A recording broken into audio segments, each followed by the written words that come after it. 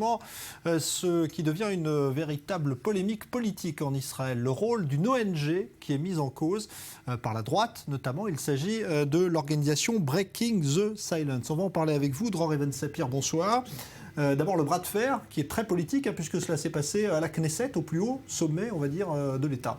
En fait, au centre de cette polémique, il y a un certain Reuven Rivlin, c'est le président de l'État, et Reuven Rivlin, issu d'ailleurs, il faut le rappeler, un des rangs de la droite israélienne, du Likoud, s'est exprimé récemment dans un colloque aux États-Unis organisé par le journal Haaretz. Or, à ce même colloque étaient invités précisément des représentants de cette organisation sur laquelle on va revenir tout à l'heure, Breaking the Silence en anglais, Shobrim Shtika en hébreu.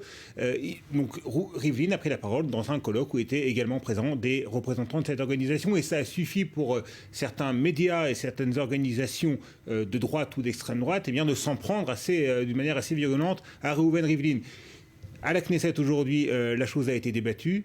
Un débat houleux, particulièrement houleux, un échange direct entre Benjamin Netanyahou et Yitzhak Herzog, le chef de l'opposition. Netanyahou qui prend la parole et qui dit « Je dénonce toute attaque contre toute figure publique, y compris bien évidemment contre le président de l'État, donc Reuven Rivlin, mais je vous demande à vous, chef de l'opposition, Yitzhak Herzog, de condamner publiquement les agissements de cette même organisation, Shobrim Shtika, qui diffame à travers le monde, dans la communauté internationale, les soldats de Tsahal et l'armée israélienne. Là-dessus, invective entre députés de l'opposition et députés de la majorité, l'opposition de la majorité, l'opposition qui reproche à la majorité de ne pas condamner assez sévèrement les appels à la violence, et la majorité qui reproche à l'opposition de gauche ou du centre de ne pas condamner assez sévèrement ce genre d'ONG. Alors, il faut expliquer ce qu'est justement cette ONG Breaking the Silence, si on traduit littéralement rompre le silence. Elle a été fondée en 2004 par un groupe de tout jeunes Israéliens récemment démobilisés de leur service militaire, et qui entendaient dénoncer, selon eux, dans leur perspective, les défaillances et les manquements et les non-respects des droits de l'homme lorsque eux-mêmes ont été confrontés à la population civile palestinienne. Ça, c'était en 2004. Et depuis, on a constaté, et c'est là où le reproche qui est formulé par certaines personnes et certains groupes à Shobrim Shtika peut être tout à fait reçu. On a constaté que contrairement au premier pas de cette organisation, ces animateurs de plus en plus s'expriment à l'étranger et sont effectivement financés souvent par des institutions, voire par des organisations étatiques étrangères qui soutiennent ce genre d'organisations non gouvernementales en Israël. Par conséquent, les opposants à ces organisations considèrent que des États étrangers interviennent à coups d'espèces sonnantes et trébuchantes dans la vie politique et démocratique du pays, en finançant des organisations proches de la gauche et de l'extrême gauche. Et lorsqu'on s'en prend à Tsahal et aux soldats en Israël, vous savez, on s'en prend un petit peu à une vache sacrée, donc ça passe très mal.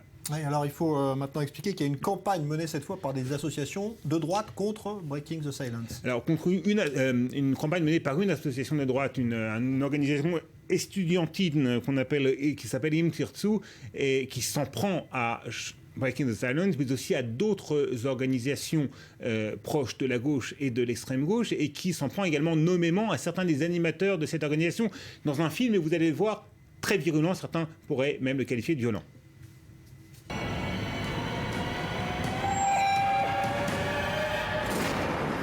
לפני שהמחבל הבא דוקר אותך, הוא כבר יודע שישי מנוחין, שתול של הולנד, ידאג להגן עליו מפני חקירה של השב"כ. המחבל גם יודע שאבנר גבריהו, שתול של גרמניה, יקרא לחייל שינסה לסכל את הפיגוע פושע מלחמה. הוא גם יודע שסיגי בן ארי, שתולה של ממשלת נורווגיה, תגן עליו בבית המשפט.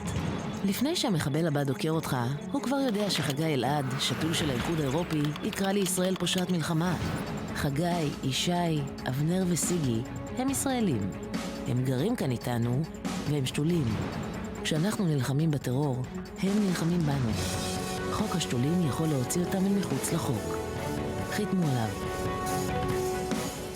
De quoi s'agit-il exactement ce que cette organisation Imtirtu appelle les infiltrés. Il y a une loi qui est déposée à la Knesset par le député Likoud Yoav Kish contre ce qu'il appelle lui-même les infiltrés, à savoir les organisations qui sont financées, on l'a dit tout à l'heure, par des États étrangers et qui donc devraient être considérés comme infiltrés, comme agents doubles en quelque sorte, et qui devraient être traités comme tels.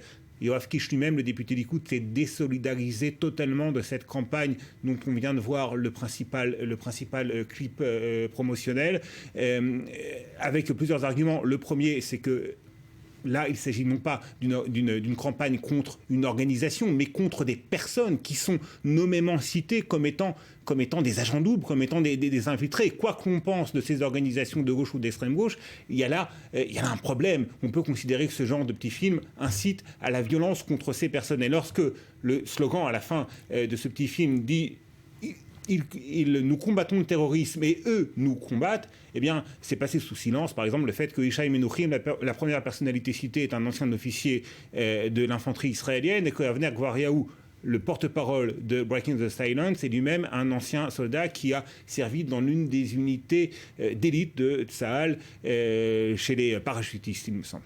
Merci Dror Even Sapir, polémique qui ne fait qu'enfler d'ailleurs, on en reparlera dans les prochains jours, c'est certain.